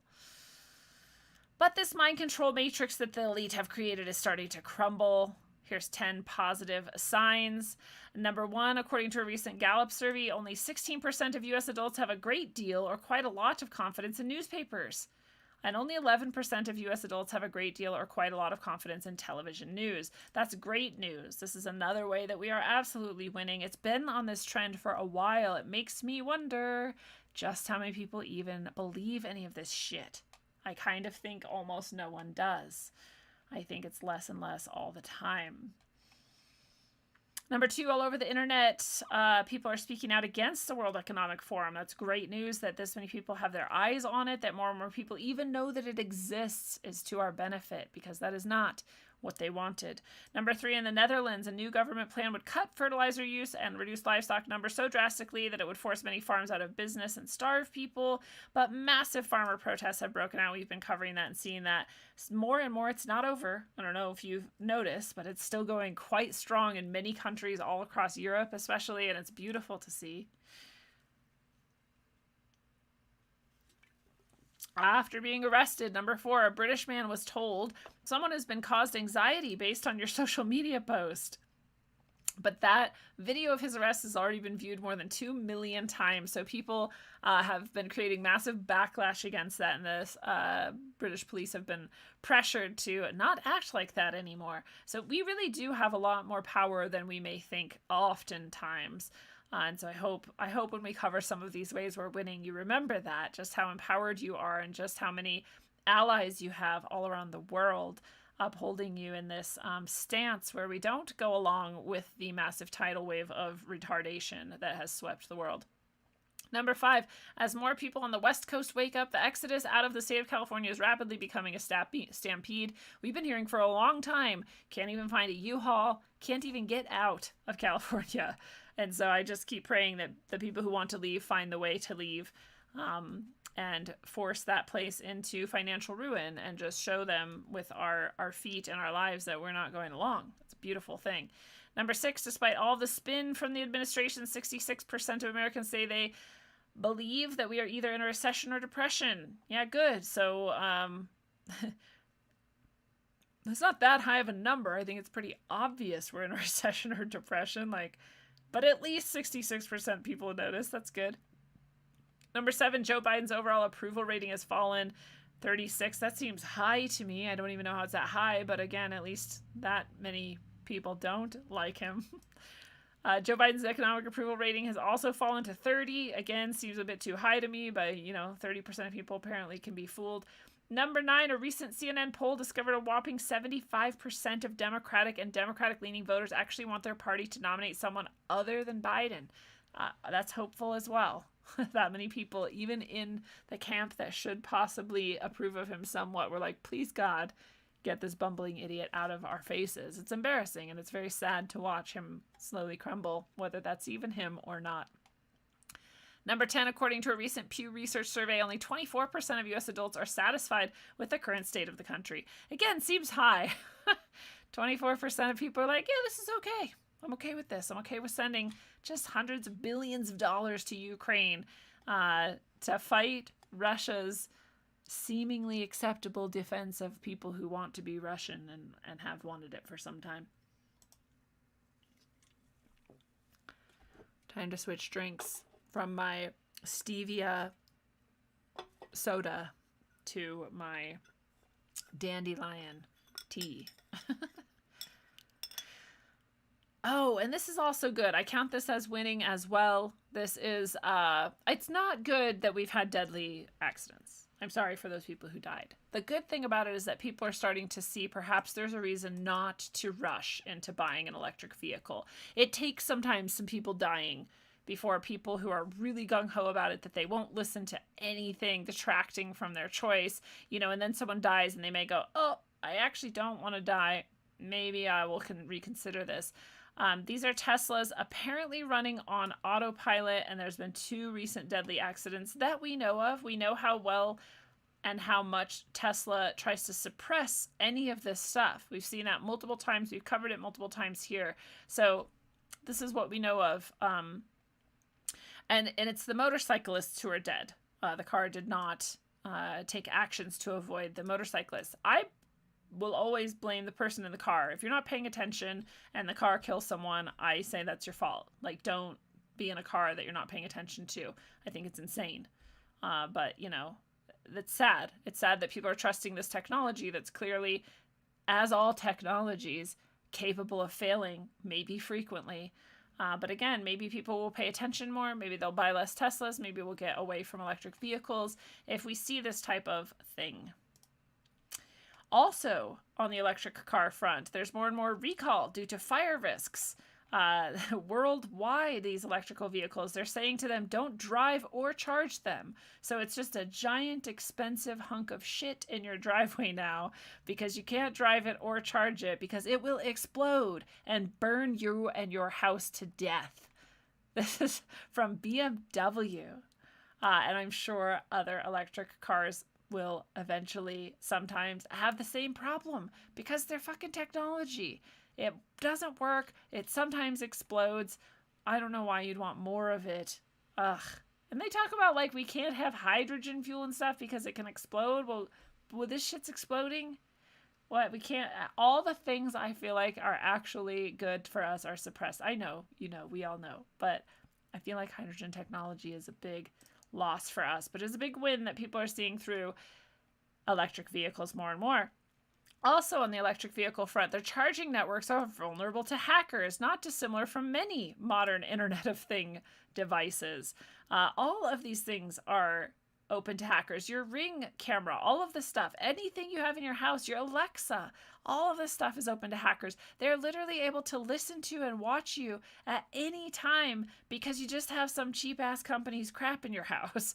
And they know that it's super easy. They have to make it easier. No one could service these things. They have to make it easier. They couldn't collect all the data they want from you. So anyone sufficiently hackery enough could get into it. I mean, all of our stuff, our phones and our computers too, but those are at least a little bit more. They have a little bit less vulnerability. You can add more protection to them. You could up the game a bit. But these Ring things, these Alexas, these other things, you can't. Your car, you can't. So you're just at the hands of these people, and including the type that are hired by the state to take you out because you talk too much, which is one of the main reasons I'll never have an electric car. So that's a win too. Again, not because I want people to be hacked, but the more people understand how silly it is to keep these devices around them, the less EMF soup all of us live in, and the more we go back to a sane amount of technology in our lives.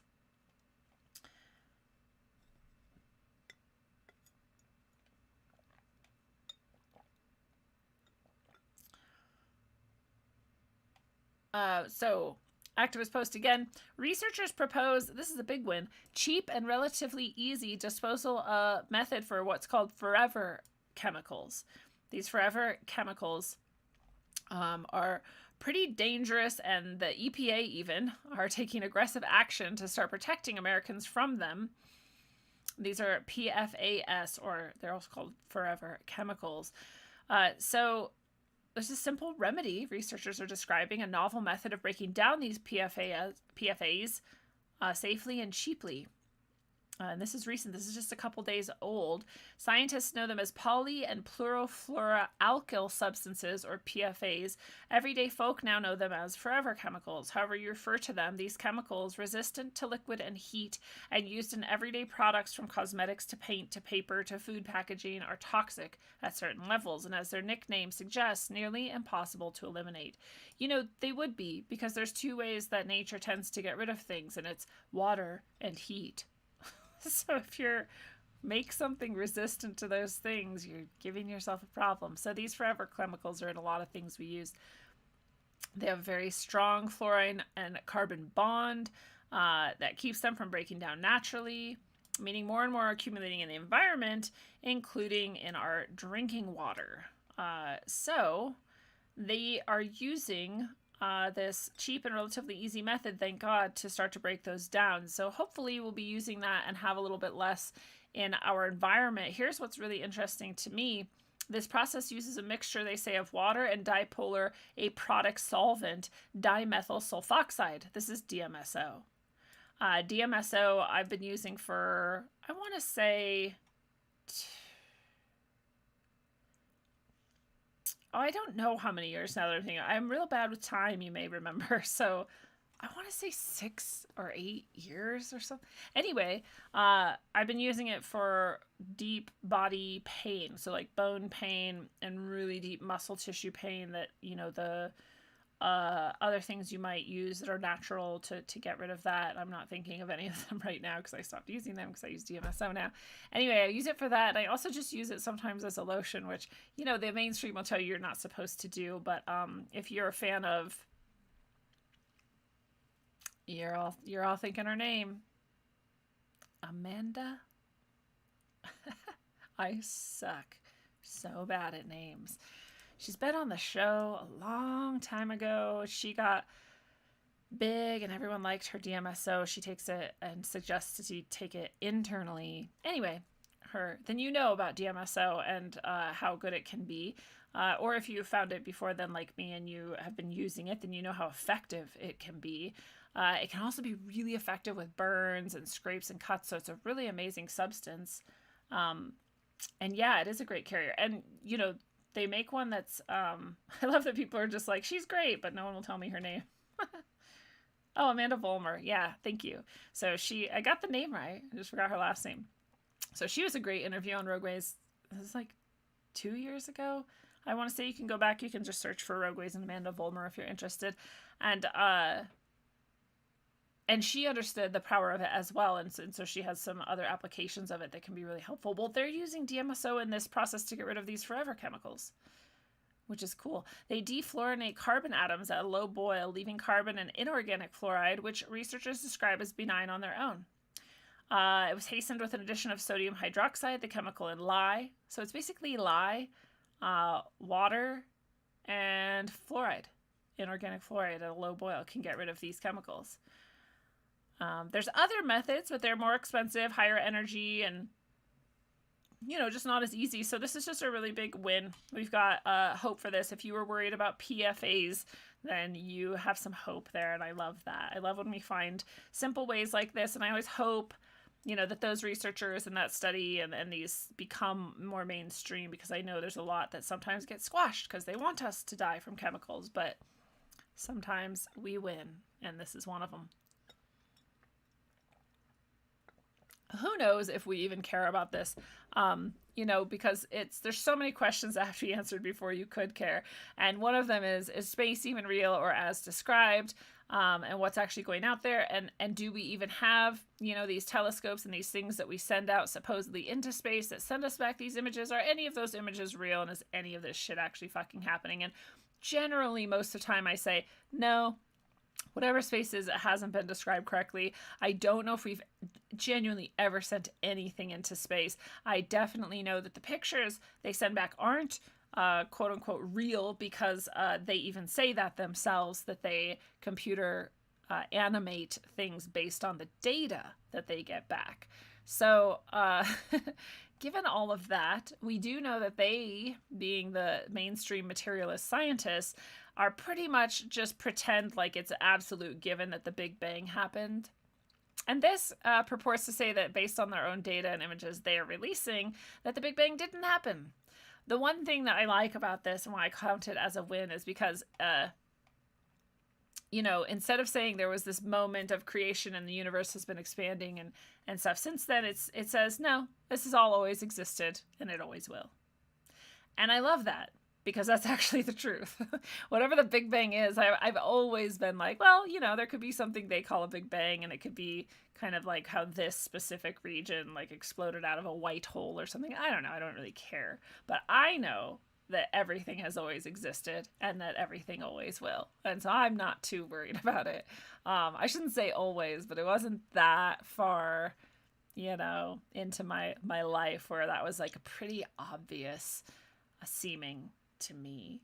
But I think it's cool that the mainstream now has this like option to consider that materially, because it opens your mind a bit if you're like, wait, so everything always existed.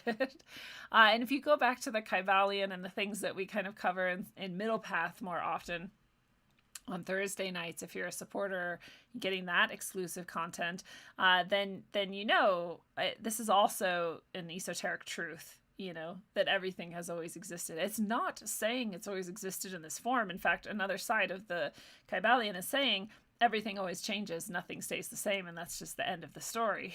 There is literally nothing that has always been as it is right now.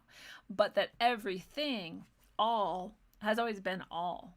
And that's just it. It can change and move and do all it wants, but it's always been there. So I love that the mainstream gets to share that with the people, and that maybe more people's minds can become open in that way, and maybe their hearts as well. That's a win. We do also have this win. I know a lot of you don't think this is a win in the way that I do, but ever since I was little, I have been seeing and somewhat hoping that nature would just solve the problem for us and just wipe a bunch of shit out. And perhaps that's what's going to happen. Who knows? I seem to see an angel right here in the sun, but the pictures of the sun might be as fake as the pictures of anything else in space. But anyways, they say incoming huge solar storms could destroy many satellites. And I think, good riddance. Do we really need satellites? If they exist anywhere near as described, we definitely don't. And if all of those Starlink that are now supposedly beaming down high levels of radiation on our heads worldwide suddenly fell out of the sky and were sizzle fried, I'd be happy. So I'm happy. If the sun wants to take care of that problem for us, I will applaud the sun. And I know it may cause great distress for many people, and that some people may be harmed in this, and I'm sorry for that. And perhaps we never should have created a situation in which we relied on those things for our well-being. And so I hope people find other ways and don't rely on those things for their well-being. Because it seems like the sun is going into a time of great intensity. And again, if you want to go to rogue.locals.com and read some of the channeled messages, some of them have something to say about some of that coming up, possibly even in September. Being in just a week or so, right? Like 10 days or so, we're in September. So we'll see. I never pretend that the future is fixed. I always know that it's very malleable, in fact, perhaps more malleable than we think. And I invite you to imagine this September that if, great electrical storms and damage happens, it's in all the best ways. And if it doesn't happen, then cool. That's good too, I guess. So the final win of the night before we'll shut things down and say goodnight is this controversial wind project canceled by developers. And it's a win for local control. So some of these don't get canceled, and we see vast amounts of land being taken out, these hugely just disgusting. When I first saw these in my life, I was like moved emotionally by that maybe humans could do something good, and maybe we could have something that wasn't polluting and was beautiful and good for everybody. And I loved thinking about that. And now I look at them and I know the truth about them that was never told to us. And they're just horrifying to me. All of these massive pollution, these blades have to be taken down and replaced every year, thrown into landfills, not even tried to be repurposed into anything, just more waste thrown into the ground. They have to be pumped full of oil to work. They have to be lubricated with it. And they have to fly helicopters, which again run on fossil fuel, to come clean these fucking things. Nothing about these is green or good. All of it would have been better if we just used all of that energy and resource into either not doing anything at all, or just into keeping it for our normal, driving and farming purposes. But in this place, they did not move forward with this project because the people and their local politicians were able to use the town's interest instead of giving it this away to this company to make money off of. I'm very proud of them for seeing through it. I'm very proud of them for choosing for themselves what they wanted. I'm very proud of them for working together to get this shut down. I think that's super cool. It gives all of us hope that we can do the same. Here's a quote. That's my biggest takeaway from it. Is there's still a place in Vermont where residents of a town can make their feelings known to the select boards and the powers that be and have a real dialogue, and they can change things. That's very heartening for me. It's a good feeling, and I can only hope the folks in Montpelier have the same takeaway. And we can extend that wish of this person who we just read that quote from to all the people everywhere in the world can have that hope, that we also can. I know there's a lot of black pilled out there, a lot of black pillars out there think you can't even have an effect on your local, anything. Your local politicians, your local boards, that you don't have any hope and that they have all the control and that you are doomed to just, go quietly into Agenda 2030, eat bugs and die. But things like this, there's a lot of power behind this supposedly green movement. There's a lot of energy behind it. There's a lot of money behind it. And for that to fail in a small town nonetheless is really saying something. A lot of these towns, sometimes they can have some money. There are tourist places or retirement places and people who of wealth are there, and that can help a lot. But a lot of them are not. They're small, so they need sort of the income, or that's how they perceive themselves. And so they're sometimes more likely to give in to these massive interests. So it's even more heartening to think of it in those ways.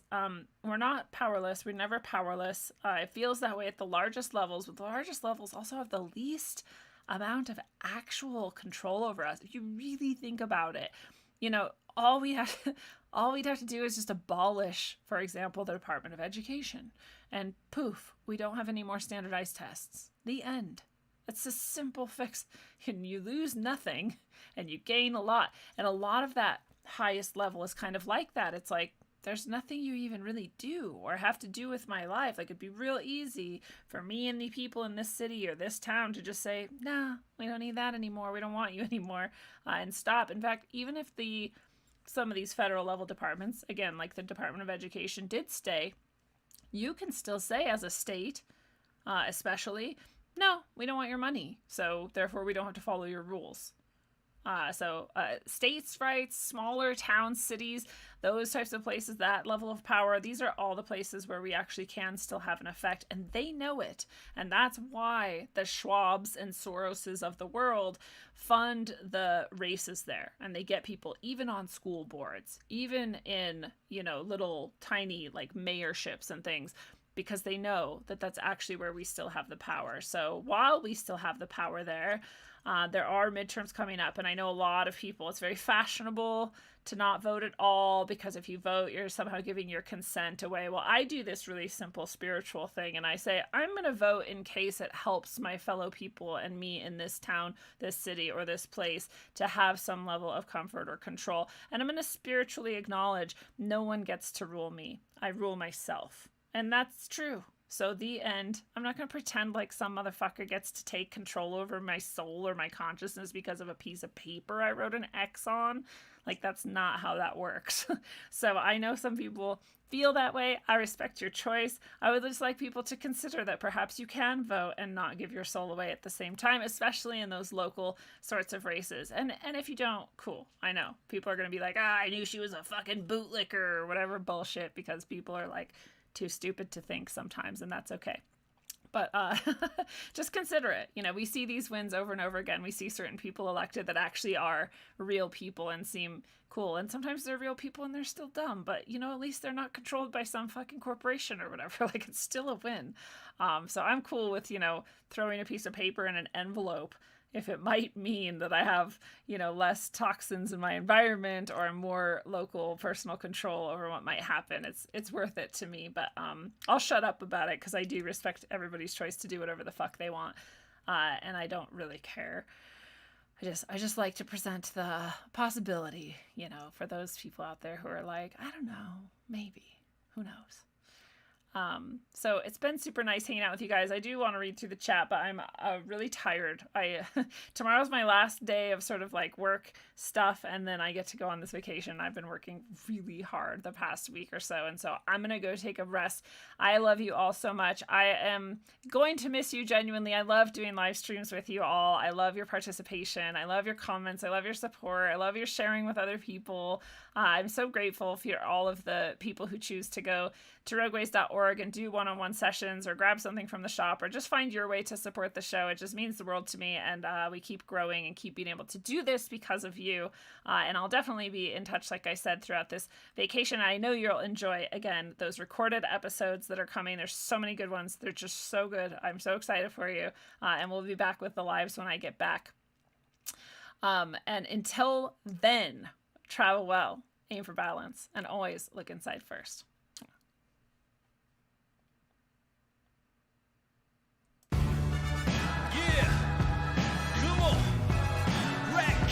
Baby, it's the rap machine. Yeah, check it. Gray bearded pirate, my motherfucker unknown.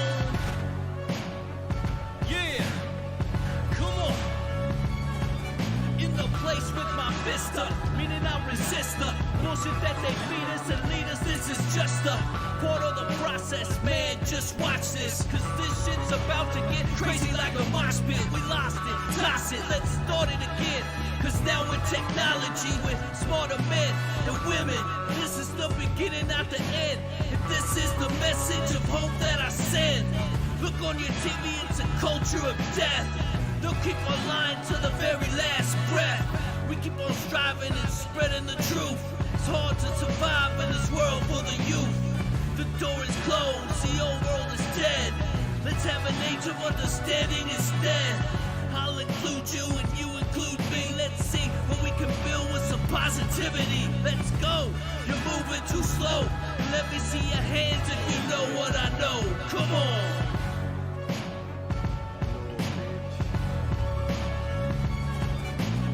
Rap like mummy, ain't no dummy in my rhyming. Started flowing freestyling, now they rhyming loud silence. On with the violence, bodies piling with the gray-bearded pirate. On your TV in 4K 3D virtual reality. Casualty of urban warfare. I know but I'm not scared, just prepared and aware. Shining my light through the tunnel of hope. Into the rope, but I'ma give it one more pull. Till the family is full. Take the bull by the horns and lead it to the slaughter. That would be harder and you would be softer. Sometimes I'm a monster, and you forever imposter, with your champagne and lobster. This royalty, the way it was supposed to be. Hopefully the new door opens and the old one closes, with way more focus and growth to mold us, and the truth that they should have told us.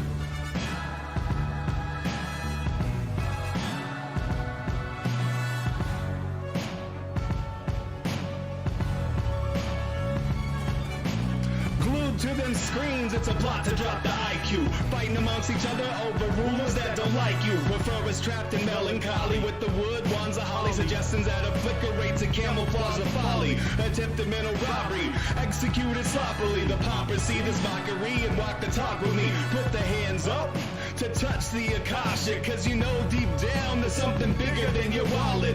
Everyone got a gift, everyone got a light. They want you to forget that ish, cause they can't dim the bright. The positive vibration takes you past the sign shackles, from the sewers and the alleys into moving castles. Who these assholes really serving with an exposed Achilles surgeon around the corner lurking to prove Ascension Trump's perversion? Learn them to catch fish and unplug the signal. Show them the simpletons now build the fucking temples.